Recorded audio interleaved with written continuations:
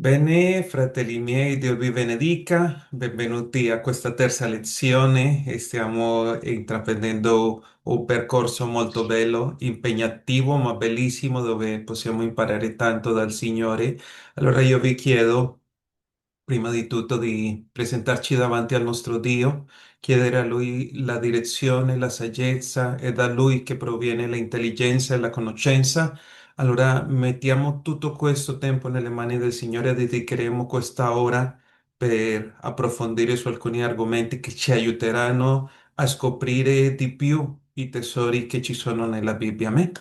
Signor Gesù, Padre Santo, ti ringraziamo, Padre, perché ci dai questa opportunità oggi, Signore, di essere insieme, di poter radunarci, Signore, per studiare la tua parola. Ci hai dato questa possibilità, Signore, di imparare e vogliamo mettere le nostre vite, Signore, nella tua mano, affinché sia tu, Signore, a guidare i nostri passi, aprire il nostro intendimento, insegnarci, aiutarci, Signore, anche a tenere in allerta il nostro cuore e la nostra mente, Signore, davanti a tutte le cose che il nemico vuole mettere nella nostra vita. Che tu ci possa dare quel discernimento, Signore, per scoprire la tua verità, per ascoltare la tua voce, Signore.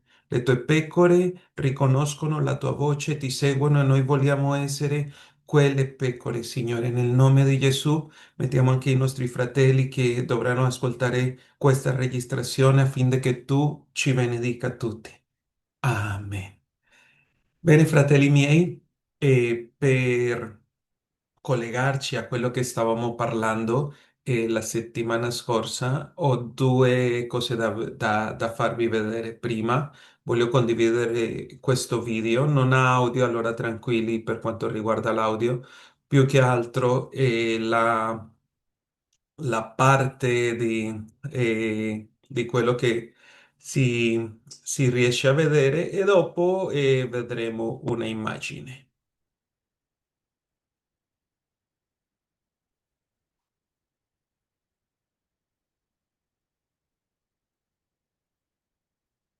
Nel frattempo che il video passa, vi ricordo di che stavamo guardando la lezione scorsa, quel poter guardare la Bibbia in profondità, quella visione telescopica e quella visione focalizzata.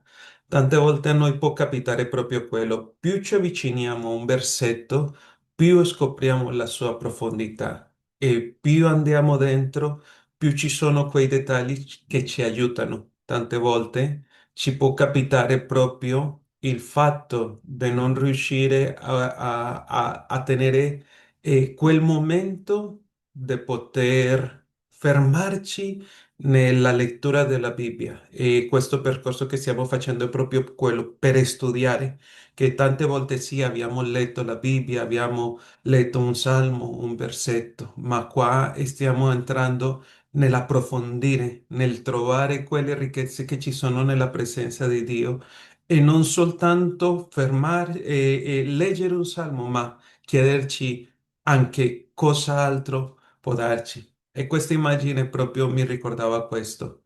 Più ti avvicini, più riesci a scoprire quello che c'è in questo brano. E questo è il percorso che stiamo seguendo.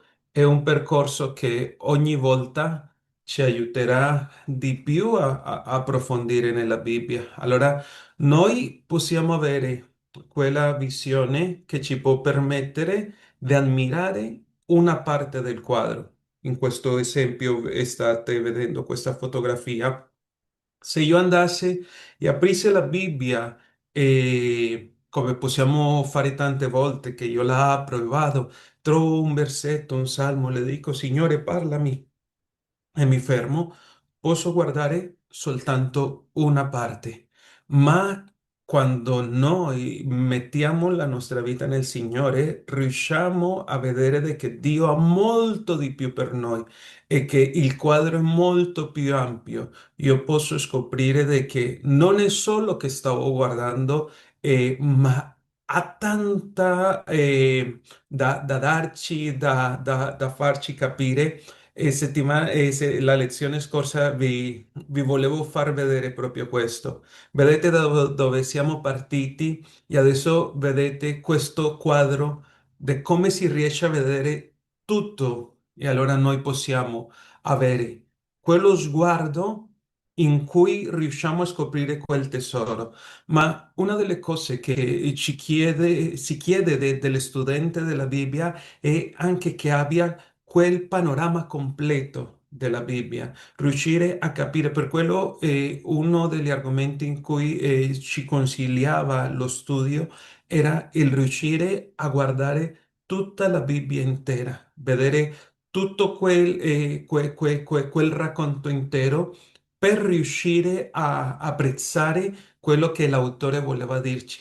66 libri, autori diversi in quanto all'umano, ma un autore unico che sarebbe Dio, che ha raccolto in tutti questi libri che noi abbiamo oggi una unica storia ed è manifestare Cristo. Allora volevo farvi vedere queste due perché a me tante volte vi dicevo che mi piace l'aiuto o dei video o delle immagini che ci aiuta un po' a capire meglio quello che è la tematica che noi stiamo guardando.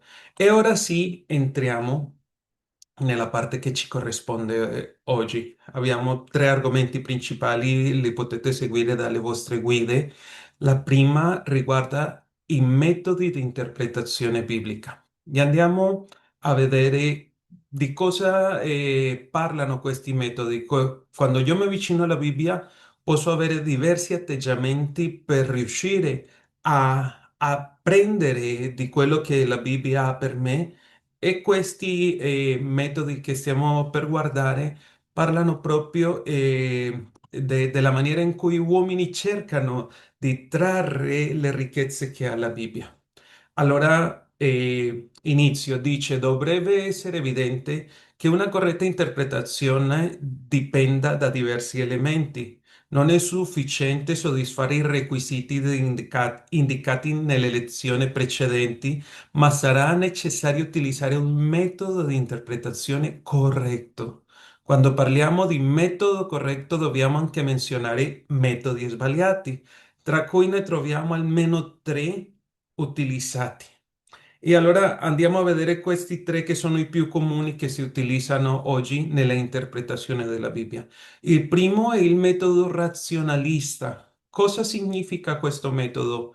Questo metodo consiste nel sottoporre tutta la scrittura al giudizio umano per determinare la validità delle sue affermazioni. Questo metodo presuppone l'inesistenza del soprannaturale e che tutti i testi possano essere compresi attraverso la ragione umana. Per questo titolo, metodo razionalista, perché cerca che sia il ragionamento umano. E questo si definisce anche metodo scientifico perché elimina il soprannaturale. Oggi quando si analizzano tanti testi, non solo la Bibbia, ma tutti i testi antichi, tutti gli scritti, si usa proprio questo metodo ragionalista, questo metodo scientifico e secondo il cosiddetto atteggiamento scientifico, prevalentemente nei laboratori e nella maggior parte delle istituzioni educative, vengono usati questi metodi. Il risultato qual è? Che traggono conclusioni soddisfacenti per se stessi, che differiscono da ciò che la scrittura insegna. Questo metodo trova spiegazione per tutti gli eventi sovrannaturali della Bibbia e quando ciò non è possibile, affermano che il testo è errato o che l'autore ha ingannato i lettori. Secondo la loro consueta pratica, ad esempio nel caso di Gesù che cammina sulle acque, questo è un esempio che loro cercano di spiegare su questo metodo razionalista, quando Gesù cammina sulle acque nel mar della Galilea, i razionalisti suggeriscono che dopo aver remato tutta la notte nella tempesta, i discepoli non si sono resi conto di essere vicini alla riva e che Gesù li raggiunse non camminando sulle acque, ma sulla riva del mare di notte. Questa apparizione del Signore sembrò a loro miracolosa. Usando questo metodo, le persone indicano la preposizione su, che c'è questo termine in greco epi, che può essere tradotta accanto, cioè che Gesù non stava camminando sulle acque, ma sulla riva del mare, sulla terraferma, e poi quando salì sulla barca si ritrovarono nel luogo che volevano arrivare. Allora, vedete che questo metodo si usa più sulla parte scientifica, sulla parte della scuola, perché sta cercando di dare quella priorità al ragionamento umano. Ma noi avevamo visto alcuni versi della Bibbia nelle lezioni scorse in cui l'Apostolo Paolo diceva de che ci sono cose spirituali e cose carnali e soltanto le spirituali si riescono a capire attraverso lo spirito, per quello sono di difficile intendimento per l'uomo carnale. Andiamo avanti. Il metodo allegorico mistico. Questo è molto interessante perché questo metodo considera l'intera Bibbia come una scritta di allegorie. Insiste sul fatto dell'importanza della Bibbia, che l'importanza della Bibbia non risiede nel suo significato naturale ovvio, ma nel suo significato mistico. Nel loro mistico significa nascosto o spirituale. Questo metodo fu inventato dagli antichi greci che cercavano di spiegare a se stessi i loro miti e le loro leggende. Oggi anche alcune sette lo usano per spiegare ciò che è considerato scientificamente contraddittorio, poiché ignorando il significato letterale del testo non c'è più bisogno di preoccuparsi dell'accuratezza storica. Un esempio di questo metodo. Vedete la foto del leone. In in questo metodo, praticamente la esperienza di Daniele nella fossa dei leoni, dicono che Daniele non si trovò mai su una fossa letteralmente, ma si trovò intrappolato dalle tentazioni e dalle debolezze comuni dell'umanità. E questo sono rappresentate dalla storia dei leoni. Grazie alla fede Daniele ne uscì illeso, i suoi nemici tuttavia caddero vittime delle stesse tentazioni. La lezione che dicono loro e che trovano in questo racconto, in questa storia, che solo chi ha fede in Dio può trionfare sulle difficoltà della vita. Questo metodo può essere utilizzato correttamente purché si riconosca in anticipo il significato letterale e storico del brano. Questo è un metodo che a volte noi possiamo usare. Cerco di spiegarvelo nelle mie parole. Tante volte noi possiamo prendere un testo biblico e dire, guardate, io prendo questo esempio perché è un tipo di qualcosa. Se voglio essere più chiaro in un argomento, cerco un esempio per dire, boh, questo è tipo, solo che il rischio di questo metodo allegorico è che tante volte si pensa di che tutta la Bibbia sia un'allegoria, che tutto abbia un significato. E voglio portarvi un esempio che quando l'ho sentito mi è piaciuto molto perché esprime di più quello che significa. Nei primi anni della Chiesa cristiana, dopo degli apostoli, gli apostoli ebbero dei discepoli, questi discepoli che sono stati pastori nella Chiesa nel primo secolo, praticamente vengono chiamati padri della Chiesa perché non erano presenti nel ministero di Gesù, ma hanno ricevuto direttamente dagli apostoli che erano testimoni visivi questo messaggio di salvezza del Vangelo. Tra di loro si trova San Agostino. Santo Agostino, lui ha usato molto spesso, o nei primi anni, si usava molto spesso questo metodo allegorico, il che voleva mettere un significato a ogni cosa. E lui, sulla parabola che il Signore sta parlando del buon samaritano, voi vi ricordate la parabola del buon samaritano? E vedete, pensate per un momento come la vedeva Sant'Agostino, guardando e cercando di cercare un significato allegorico, che ogni cosa rappresentasse qualcosa. Allora vi la spiego. Lui diceva, quell'uomo che scendeva da Gerusalemme a Gericò rappresentava Adamo, ovvero alla umanità intera. Gerusalemme rappresentava la città celeste, il che vuol dire il paradiso da cui l'uomo era caduto. Gericò rappresentava la nostra mortalità perché Gericò è situata in un punto più basso della terra rispetto a Gerusalemme. I briganti che assalirono quell'uomo rappresentavano il diavolo e i suoi angeli che spogliarono quell'uomo della sua immortalità e lo riempirono di colpi, il che vuol dire peccati. Il sacerdote e il levita rappresentavano l'antica legge e i profeti che passano accanto alla umanità ferita, ma non hanno il potere di salvarla o di guarirla definitivamente. Il buon samaritano è la immagine di Cristo. Il termine samaritano, diceva Sant'Agostino, significa custode. E l'olio e il vino rappresentano il conforto e la speranza e l'esortazione al fervore, o in altre letture i sacramenti. La cavalcatura, pensate che è arrivato al punto di trovare anche un significato nella cavalcatura. La cavalcatura è la carne di Cristo, l'incarnazione su cui viene caricata l'umanità ferita.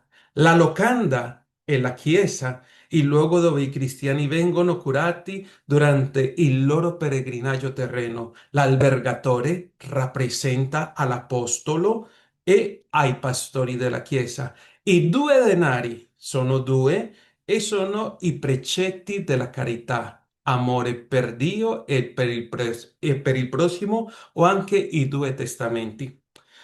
Può sembrare bellissimo, può sembrare che ci può portare un messaggio, ma quando noi andiamo a guardare il significato del buon samaritano nella Bibbia, sappiamo che riguardava a una risposta che Gesù stava dando su chi è il mio prossimo. Quando qualcuno le ha chiesto, ma se io devo amare a Dio e devo amare il mio prossimo, chi è il mio prossimo? Gesù ha dato questa parabola. Allora vediamo come con questo metodo allegorico mistico si esce proprio da quello che è la intenzione principale che il testo ci vuole portare. Il buon samaritano, penso che quasi tutti l'abbiamo visto un po' sotto questo contesto che sta parlando la parabola, ma pensate che quando ci lasciamo andare a questo metodo, troviamo un'allegoria, un significato in ogni parola. Lui addirittura nei due denari, nell'albergatore, nella cavalcatura, aveva trovato un significato. Allora, qua possiamo rischiare ed è meglio stare attenti. Terzo metodo è il metodo dogmatico. Il suo nome deriva dalla parola greca dogma, che significa insegnamento. A rigor de termine, tutta la dottrina cristiana è un dogma, sebbene purtroppo questa parola eh, abbia una connotazione per alcuno alquanto sgradevole nell'immaginario collettivo. Questo è perché le dottrine cristiane sono state spesso insegnate con uno spirito rigido e dogmatico. Questo metodo è considerato sbagliato perché interpreta secondo i dogmi di un particolare gruppo. I suoi insegnamenti sono considerati corretti perché provengono da quel gruppo e perché abbiano valore basato sui principi ermeneutici accettati. E questo metodo consiste nell'accettare come corretta la interpretazione proclamata da un gruppo religioso riguardo a una dottrina. Noi, c'è questo esempio del Papa che è molto, molto conosciuto in quanto riguarda alla Chiesa cattolica, in cui loro riferiscono di che Pietro, quando Gesù le dice su questa pietra edificherò la mia chiesa, sta dicendo di che Pietro è il primo Papa che il Signore stabilisce. Questo viene come dogma, fino ad oggi si tramandano i papati e tra i dogmi dice che c'è una infallibilità papale. Quello che dice il Papa, allora quello è senza errore, senza sbaglio. Ma io vi voglio proporre un altro esempio riguardo a questo metodo dogmatico, ed è che oggi c'è una traduzione della Bibbia chiamata la traduzione del Nuovo Mondo, è stata dittata dalla Watchtower Society, che noi conosciamo spesso come i Testimoni di Geova. E andiamo a guardare un attimo, perché io vi ho incoraggiato diverse volte a prendere diverse versioni della Bibbia, non rimanere con una sola, ma per avere una chiarezza grande su quell'argomento, prenderci vari che oggi abbiamo a disposizione. Allora, c'è un qualcosa riguardo a questa traduzione. È uno dei temi più accesi nel mondo della esegesi biblica, e non si tratta soltanto di una questione linguistica, questa traduzione del Nuovo Mondo, ma è spesso dottrinale. Allora ha a che vedere con questo che stiamo studiando. C'è una sintesi loro, i testimoni di Geova, loro dicono che i traduttori di questa traduzione rimangono nell'anonimato, e l'organizzazione sostiene che l'anonimato serva a dare tutta la gloria a Dio. Ma da un altro canto c'è questa critica degli studiosi, che va a chiedere se le persone che hanno tradotto questa Bibbia erano persone preparate proprio per questo. Allora, negli anni 80, ex esponenti rivelarono i nomi del comitato che ha partecipato a questa traduzione, e molti studiosi fecero notare che, ad eccezione di un uomo chiamato Frederick Franz, i membri che avevano fatto parte di questo comitato non avevano una formazione accademica formale del greco e dell'ebraico biblico.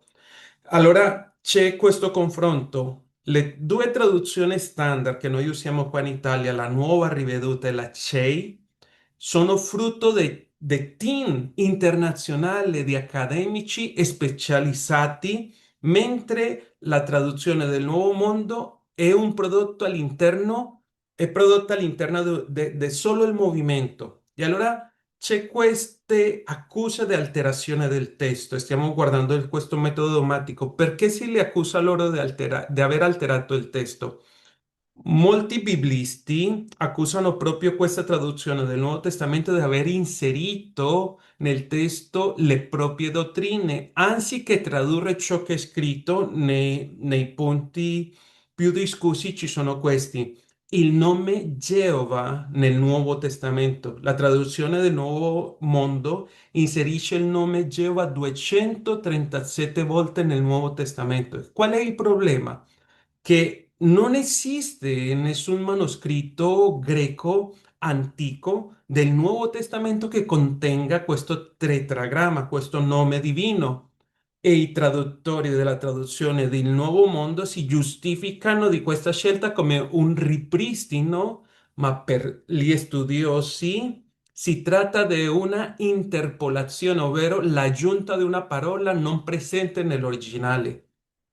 E c'è uno ancora molto più delicato: i passaggi che riguardano la divinità di Cristo. Diversi versetti della traduzione del Nuovo Mondo sembrano voler declassare la figura di Gesù per supportare la dottrina che lo vede come un essere creato e non come Dio. Per questo voglio farvi, ho guardato qua, ho cercato qua e chiudiamo qua. Vedete questa è una pagina che si chiama laparola.net, in cui voi potete fare una ricerca su diverse versioni della Bibbia. In questo caso ne abbiamo 2, 4, 6, 8, 10, 11 versioni della Bibbia. Andiamo su uno dei testi che ci parla della divinità di Cristo, Giovanni capitolo 1, il verso 1. Guardate come tutti questi testi riportano nel principio era la parola era con Dio e la parola era Dio. La versione di Nuova Riveduta dice così, la versione CEI dice il verbo era Dio, la nuova Diodati dice la parola era Dio e così man mano tutti affermano di che quella parola, che quel verbo che è stato nel principio era Dio. Ora vediamo come la traduzione del Nuovo Mondo, e questa è la pagina ufficiale di loro, e questo è il Vangelo di Giovanni, il capitolo 1 e il verso 1. Leggiamo qua cosa dice. In principio era la parola e la parola era con Dio e la parola era un Dio. Viene aggiunta questa parola un, come per dire è un Dio diverso a quello che stiamo parlando e in più, se vedete, questo Dio, questa parola Dio a cui si riferisce, è scritta proprio con D minuscola, come per dire non è il Dio di cui si sta parlando all'inizio.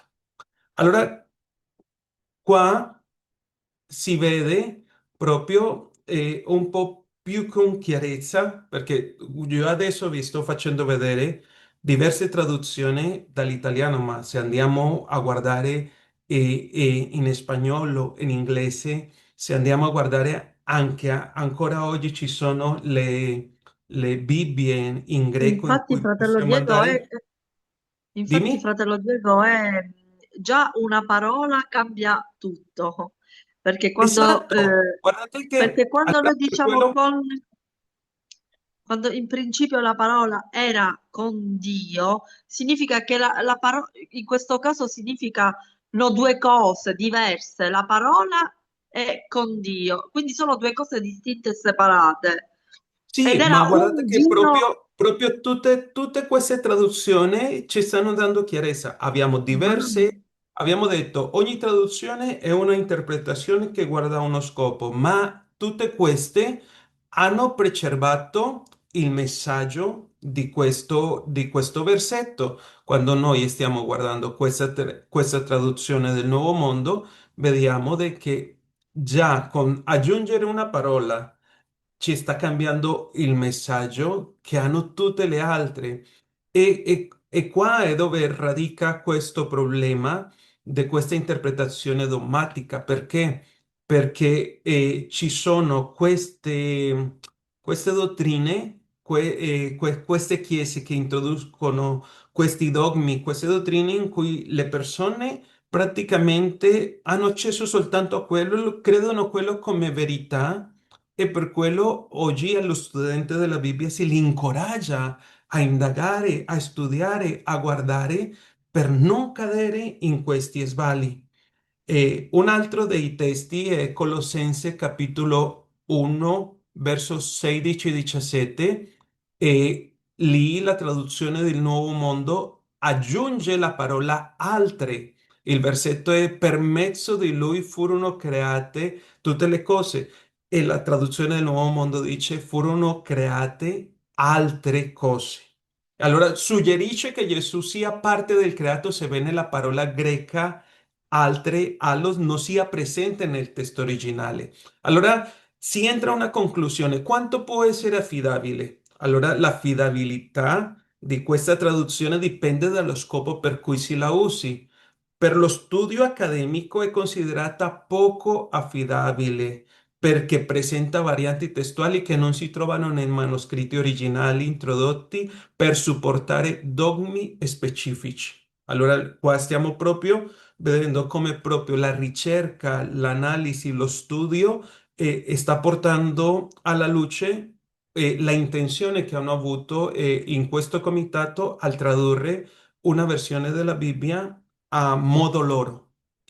Andiamo adesso, abbiamo visto questi tre metodi che sono usati comunemente, che sono sbagliati, ma andiamo a vedere il metodo che dovrebbe essere il metodo corretto, il metodo grammatico storico. Per interpretare correttamente le scritture dobbiamo usare proprio questo metodo grammatico storico che richiede sempre di interpretare secondo le caratteristiche della lingua, in particolare la lingua in cui la Bibbia fu scritta e così come la lingua in cui fu tradotta. Questo metodo considera la Bibbia come storia attendibile, non è come il metodo allegorico che dice, ah no, tutto può significare qualcosa, ma qua stiamo vedendo che quello che sta dicendo la Bibbia è accaduto veramente, vale a dire che la storia non è allegoria né composta da favole o leggende o miti o tradizioni, ma solo quando le scritture stesse indicano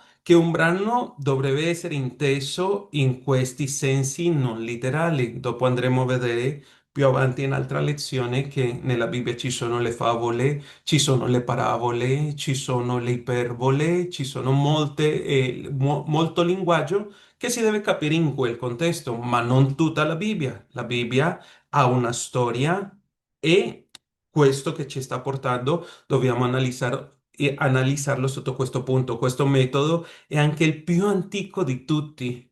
Il suo utilizzo è attestato prima del secondo secolo d.C., mentre i teologi di Alessandria usavano il metodo allegorico per difendere le scritture, quelli di Antiochia usavano il metodo letterale. Lì il vescovo Teofilo, un altro dei padri della Chiesa, insistette nel seguire l'antica pratica degli ebrei. Gli ebrei usavano questo metodo grammatico storico.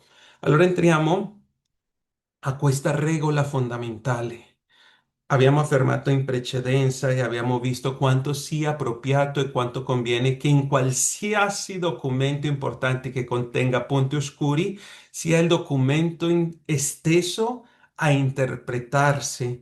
Per quanto riguarda la Bibbia, questo approccio non è solo comodo e altamente fattibile, ma assolutamente necessario e indispensabile. Non dovrebbe sorprendere la nostra insistenza su questa regola fondamentale.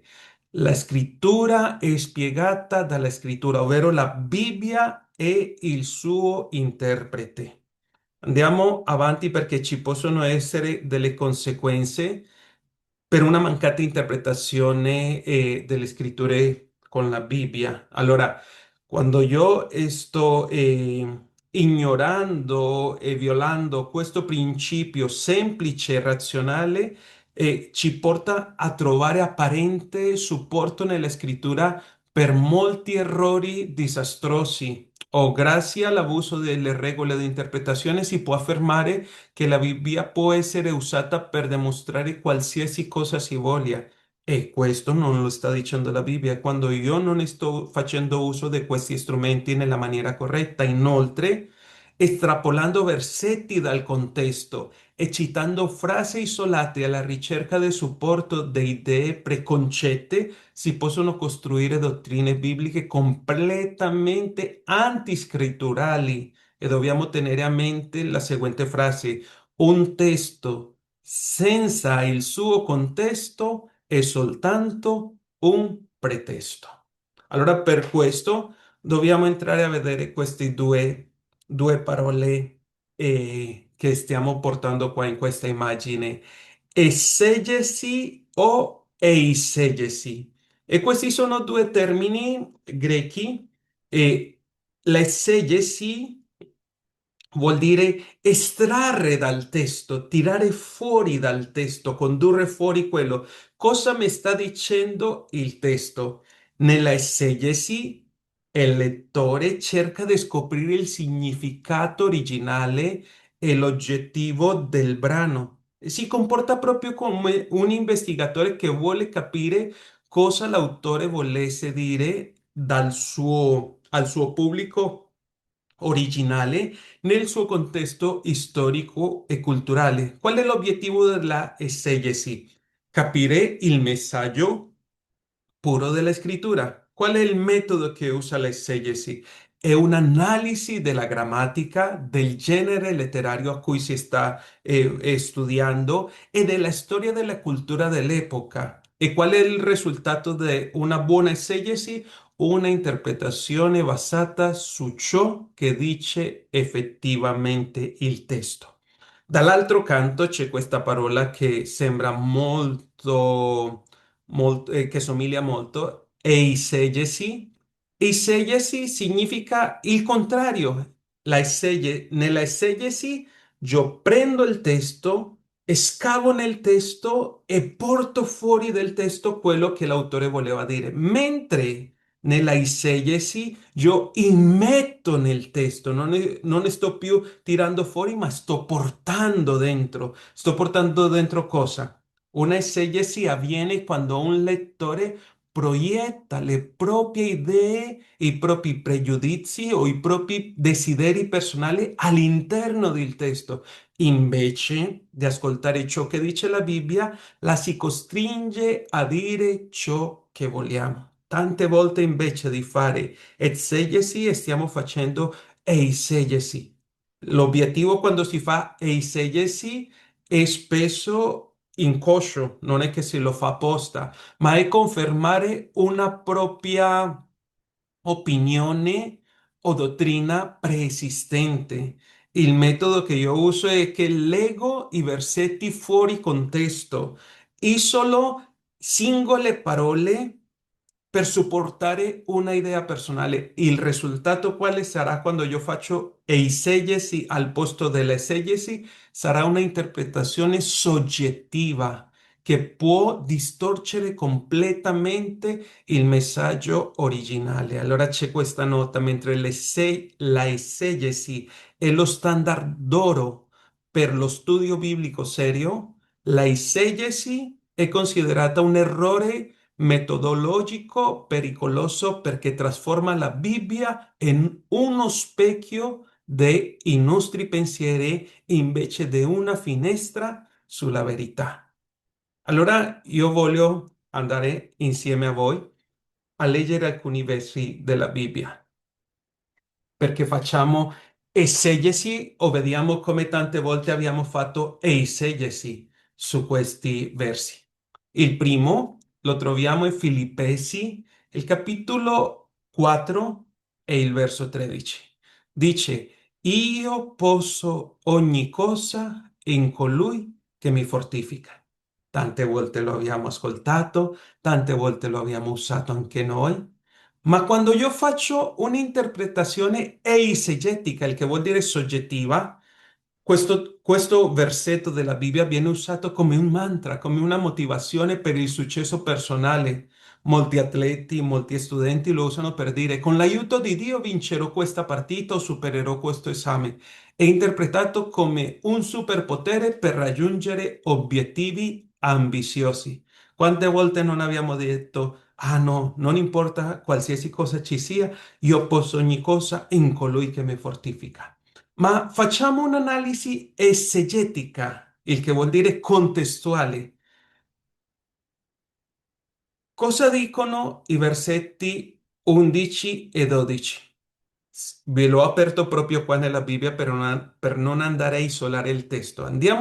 Stiamo nel versetto 13, andiamo a leggere cosa dice il versetto 11 e 12. Paolo sta dicendo prima di arrivare lì, sta dicendo, non lo dico perché non lo dico perché mi trovi nel bisogno, poiché ho imparato ad accontentarmi nello stato in cui mi trovo. So vivere nella povertà e anche nell'abbondanza.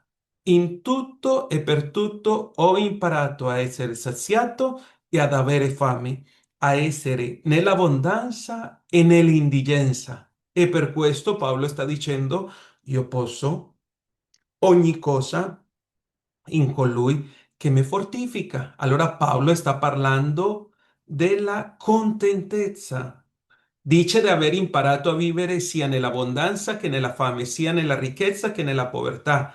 Il posso tutto significa posso sopportare qualsiasi privazione o sofferenza grazie alla forza che Cristo mi dà. Non è un inno di successo, ma alla resilienza spirituale nella difficoltà. Andiamo a vedere un altro testo. Geremia, andiamo in questo caso all'Antico Testamento, e anche questo un testo molto usato. Geremia capitolo 29 e il verso 11. Dice così. Infatti io so i pensieri che medito per voi, dice il Signore, pensieri di pace e non di mali, per darvi un avvenire e una speranza. Allora, se io faccio una interpretazione eisegetica, il che vuol dire soggettiva, se io sto mettendo nel testo quello che c'è dentro di me, posso dire è forse il versetto più usato sui biglietti che facciamo gli auguri, sui social, e le persone lo leggono come una promessa personale di Dio di che tutto andrà bene nella loro vita, nella loro carriera, nella salute, nell'amore. Ma quando io faccio un'analisi esegetica, il che vuol dire contestuale, il che mi chiedo perché Geremia sta parlando di questo, e allora queste parole furono scritte agli esiliati ebrei a Babilonia. Dio stava dicendo a loro che sarebbero rimasti in esilio per 70 anni. Guardate cosa dice il verso 10. Poiché così parla il Signore, quando i 70 anni saranno compiuti per Babilonia, io vi visiterò e manderò a effetto per voi la mia buona parola facendovi tornare in questo luogo. Guardate che soltanto stiamo in questi due esempi, soltanto stiamo andando al versetto di prima e già tutto prende un nuovo significato. Ricordiamoci. Un testo senza contesto soltanto sarà un pretesto per noi mettere le nostre idee, ma quando io faccio questo lavoro esegetico me ne sto rendendo conto di che queste parole di questo versetto sono una promessa di un avvenire. Non era l'individuo che leggeva in quel momento molti di quelli che sarebbero in esilio, ma per la nazione c'era questa promessa. Per Israele a lungo termine, dopo 70 anni, è una promessa di fede collettiva, non di prosperità individuale e immediata. Allora, mi piacciono tanto questi versi. Andiamo a vedere un altro.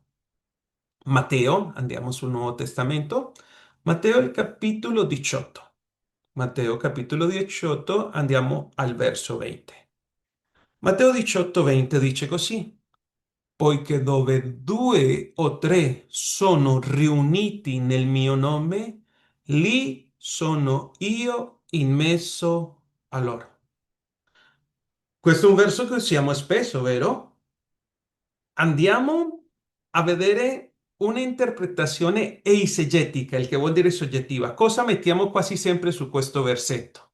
E spesso viene citato durante le piccole riunioni di preghiera per rassicurarsi che anche se si è in pochi, Gesù è lì presente. La idea è che serve un minimo di due persone perché Dio si faccia vivo. Dove sono due o tre riuniti nel mio nome, lì sono io. Questa è un'analisi eisegetica. Io sto mettendo nel testo quello che voglio dire. Ma vediamo il contesto, l'analisi esegetica proprio. Il contesto è tutto Matteo 18. Tutto Matteo 18 sta parlando della disciplina della Chiesa. Andiamo a leggere il verso 15 e cosa sta dicendo. Sta dicendo, se tuo fratello ha peccato contro te, va e convincelo fra te e lui solo. Se ti ascolta, avrai guadagnato il tuo fratello. Ma se non ti ascolta, prendi ancora con te una o due persone affinché ogni parola sia confermata per bocca di due o tre testimoni. Se si rifiuta di ascoltarli, dillo alla Chiesa, e se si rifiuta di ascoltare la Chiesa, sia per te come il pagano e il pubblicano. E allora qua il Signore sta dicendo di che se legheranno cose sulla terra che saranno legate nel cielo, che se potranno sciogliere cose sulla terra che saranno sciolte nel cielo, ma questo contesto sta parlando di un giudizio, di una disciplina. E anche il versetto dopo, il verso 21, dice, allora Pietro si avvicinò e le disse al Signore, quante volte perdonerò al mio fratello se pecca contro me?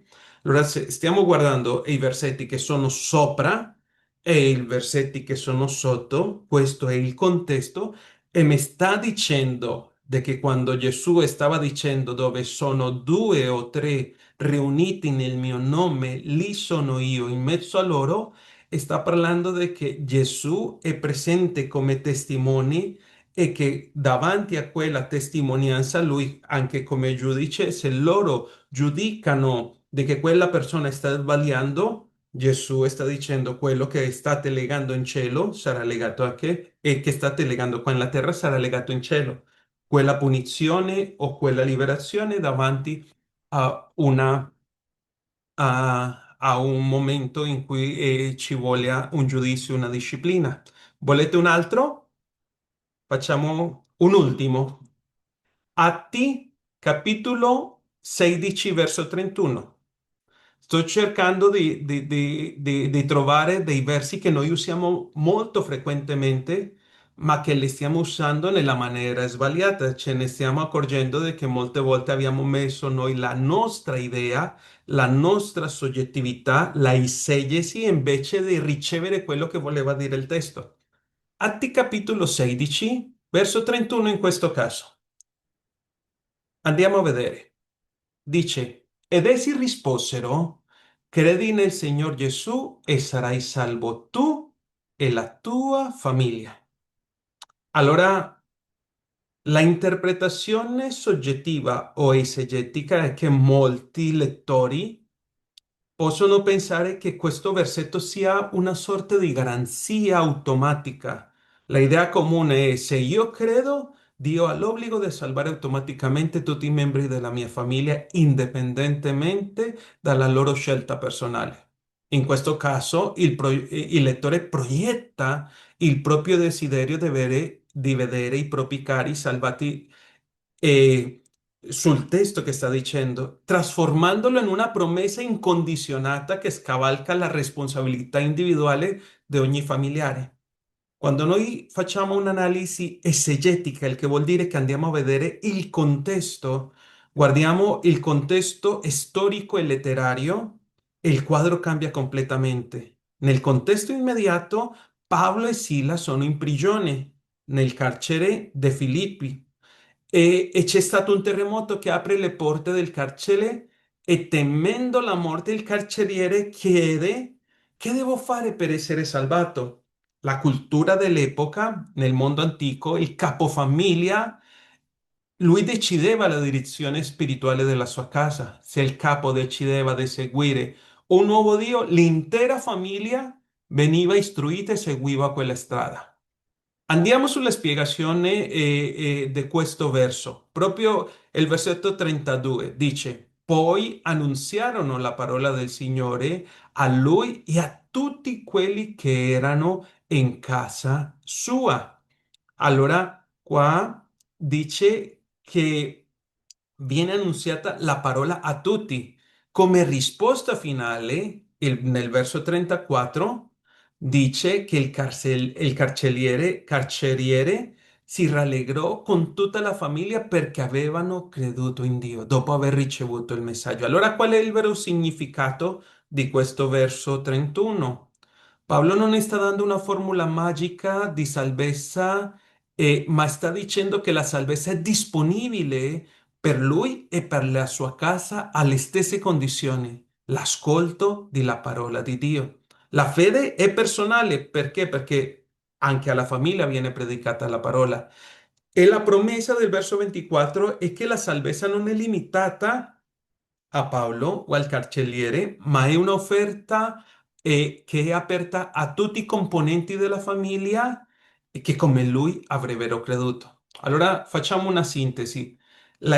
Esegesi è se io credo, i miei figli sono salvati automaticamente anche se non vogliono. ma la esegesi di questo versetto è la salvezza è arrivata in questa casa proprio come me. Ogni membro della mia famiglia può essere salvato se ripone la stessa fede in Gesù. Allora, vedete come attraverso questi esempi noi abbiamo fatto un'analisi. Entriamo già nell'ultima parte. In questa ultima parte vediamo diversi modi che ci sono per io poter studiare la Bibbia, per avvicinarmi, per avere un, un buon studio, perché a molti li si difficolta farlo in una maniera. Allora, vi propongo queste quattro forme che ci sono di poter andare a cominciare a scavare i tesori che ci sono nella parola di Dio. E il primo è avvicinarci a uno studio biblico studiando semplicemente una parola.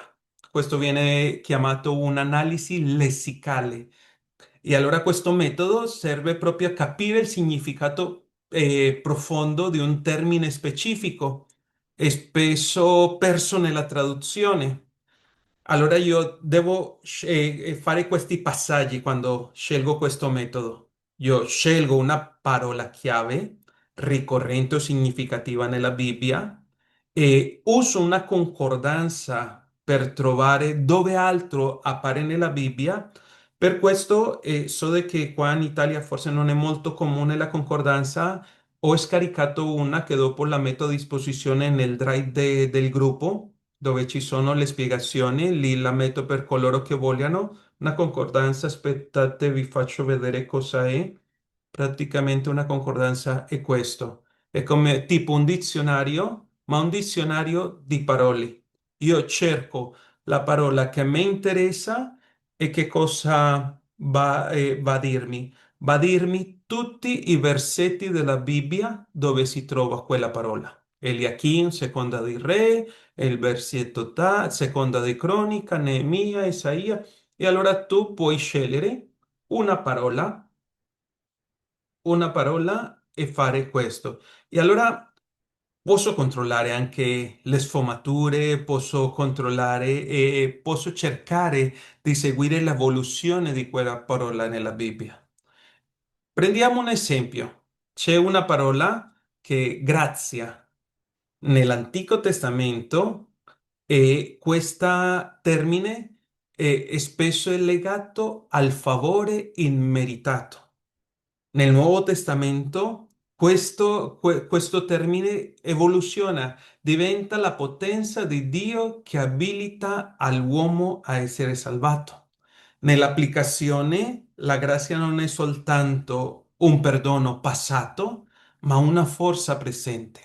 Allora, se voi vedete nelle vostre guide, lì avete lo spazio per scegliere una parola. Questa volta non ci sono le domande alla fine della guida di studio, ma voi andrete a scegliervi una parola da studiare in questo passo. Secondo, come posso studiare la Bibbia? Posso studiare un personaggio della Bibbia, fare un'analisi biografica. Quando studio uso questo metodo, mi concentro sull'imparare dalle vite dei uomini o delle donne della Bibbia i loro successi o i loro fallimenti e la loro relazione con Dio. Allora, ci sono questi quattro punti che mi possono servire di guida per io poter fare questo studio attraverso di questa analisi biografica. Io posso raccogliere ogni passo biblico che mi parla di questo personaggio. Posso studiare il contesto storico e familiare in cui lui è vissuto. Posso analizzare le crisi e anche le Quindi risposte che ha avuto scusa, questo scusa personaggio. fratello Dimmi, Diego, sì, dimmi. scusa fratello Diego, quindi la parola da scegliere la dobbiamo scegliere dalla Bibbia oppure Sì. dalla concordanza? No, no, no, praticamente la concordanza è semplicemente uno strumento che se voi non avete una Bibbia di studio, la concordanza ti aiuta ti velocizza il lavoro di farti vedere in quale altri versetti della Bibbia si trova quella parola, ok? Ah, ok, grazie. Sì, potete scegliere, vi consiglio di iniziare di quelli più semplici perché è un processo che richiederà del nostro impegno e man mano questo ci aiuterà per i nostri studi personali della Bibbia. Allora, vi dicevo, il quarto punto dell'analisi analisi biografica, dobbiamo riflettere quando studiamo quel personaggio, le lezioni spirituali che lui ha preso nella sua vita. Chiederci cosa ci sta insegnando la sua vita sul carattere di Dio? Per esempio, quando noi prendiamo a Giuseppe, il figlio di Giacobbe, noi vediamo nella sua vita il tradimento dei fratelli, la schiavitù, che lui si è mantenuto integro nella casa di Potifar, anche nella prigione, che dopo ha avuto quella esaltazione. E come lezione posso trarre de che lui dice alla fine, dice, voi avevate pensato del male contro di me, ma Dio lo ha pensato di convertirlo in bene. Allora Dio è sovrano anche nel dolore. Allora scegliete anche un personaggio della Bibbia e cercate di fare questo analisi. Mi date 5 minuti e vediamo questi due, che vedo che già siamo alle 7. Il terzo è l'analisi tematico. Qua, a differenza della sola parola, io posso scegliere un tema e questo mi aiuta proprio a capire cosa dice l'intera Bibbia sull'argomento. Ad esempio, io posso prendere la preghiera, posso prendere la sofferenza e anche se una parola mi sta aprendo un tema, posso prendere l'amore, posso prendere cosa mi sta dicendo la Bibbia riguardo all'olio o riguardo all'acqua, ma è proprio già un tema. Allora qua devo definire come cercare di trarre il senso a questo studio tematico. Allora mi definisco un tema chiaro e specifico, trovo anche tutti i versetti che mi parlano di quel tema, le divido in versetti o in sottotemi e alla fine il quarto punto di questo analisi tematico è che sintetizzo ciò che la Bibbia ci insegna su questo tema. Potete anche scegliere. Per questo vi chiedo come compito per casa, non dovete scegliere uno di ognuno, se volete farli tutti e quattro va benissimo, ma vi chiedo, scegliete uno che o scegliete la parola o l'analisi biografica o l'analisi tematica è a scelta vostra, d'accordo? E l'ultima è l'analisi sintetica o l'analisi di proprio tutto un libro della Bibbia. In questo caso possiamo andare a vedere le lettere di Paolo che hanno pochi capitoli, ma l'idea principale è che quando io leggo tutto il libro, dall'inizio alla fine, devo esaminare il contesto, devo vedere chi era l'autore, quali erano i destinatari e identificare la struttura o i temi principali e alla fine faccio questo riepilogo del messaggio centrale del libro. E allora, per chiudere, qua abbiamo in questa immagine che vi sto condividendo, ogni metodo aiuta a comprendere meglio la scrittura dal significato delle parole alle vite dei personaggi, ai grandi temi, al messaggio di un intero libro.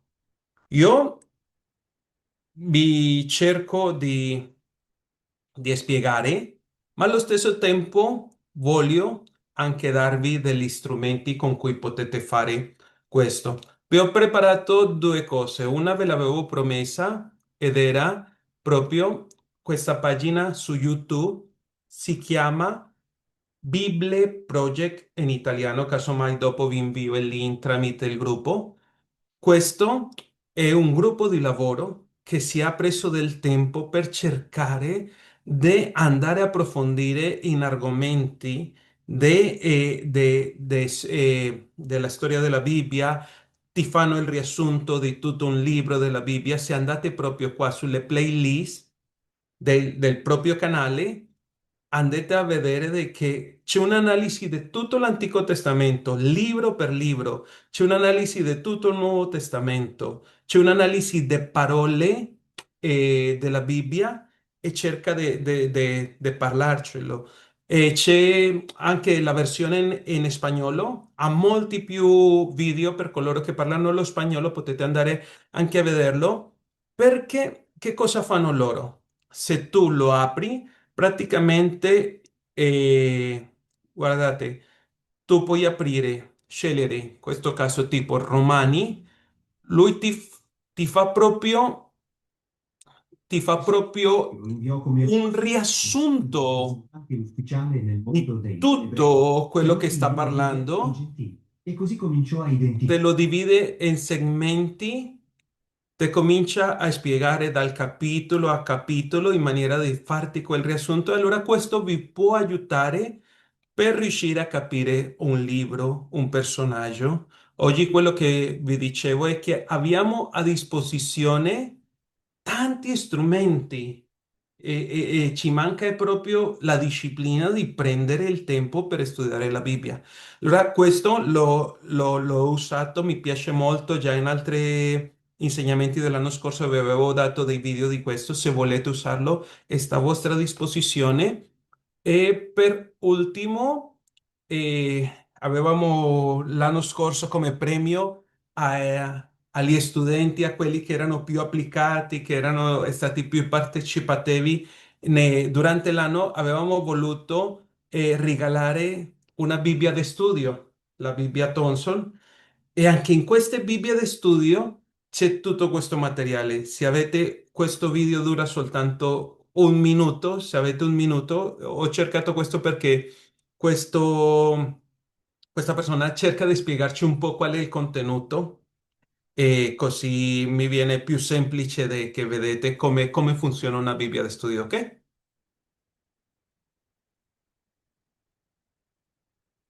Proporvi la Bibbia Studio Thomson, edizione nuova riveduta, ideata dal professor Thomson all'inizio del 1900. Andiamo a visionarla nel dettaglio. Come potete vedere, la particolarità di questa Bibbia sono le note di riferimento che si trovano a lato del testo sacro. Ce ne sono più di 4.000. Tutto il materiale da studio lo troviamo a fondo del testo sacro, quindi oltre il libro dell'Apocalisse. L'indice tematico è quello di cui parlavo prima. Se vogliamo consultare un argomento specifico, basta andare alla parola ricercata e vedere tutti i versetti a cui fanno riferimento. I contenuti di questa fantastica Bibbia non finiscono qui. Infatti, proseguendo, troviamo l'analisi dei libri della Bibbia, molto arricchita da tantissime parti. Proseguendo, troviamo anche l'analisi e lo studio dei personaggi della Bibbia, quindi quelli più importanti. Infine, troviamo un ricco supplemento archeologico, utile per approfondire i temi della conoscenza dei luoghi biblici. Questa Bibbia si può trovare sia nel formato cartonato, ma anche nel formato in pelle. Ok, allora vedete, fratelli, e questa a me piace tanto, io mi sono abituato a studiare con questa Bibbia, ma ci sono anche altre Bibbie di studio. L'importante è che abbiamo molto materiale a disposizione che ci può aiutare in questo studio e cerchiamo piano piano di condividerlo in maniera di che la nostra vita possa crescere nel Signore. Oggi è passato il tempo, scusatemi, sempre cerco di preparare questa ora perché non voglio andare oltre e voglio più avanti anche cercare di che ci sia più partecipazione in maniera di poter andare insieme a analizzare. Allora, queste prime lezioni stanno servendo un po' a creare l'idea generale, ma il proposito è che nelle prossime lezioni possiamo avere anche un tempo in cui tutti possiamo partecipare. Ok, fratelli miei? Vi ringrazio dal vostro tempo. Adesso finisco la registrazione per i nostri fratelli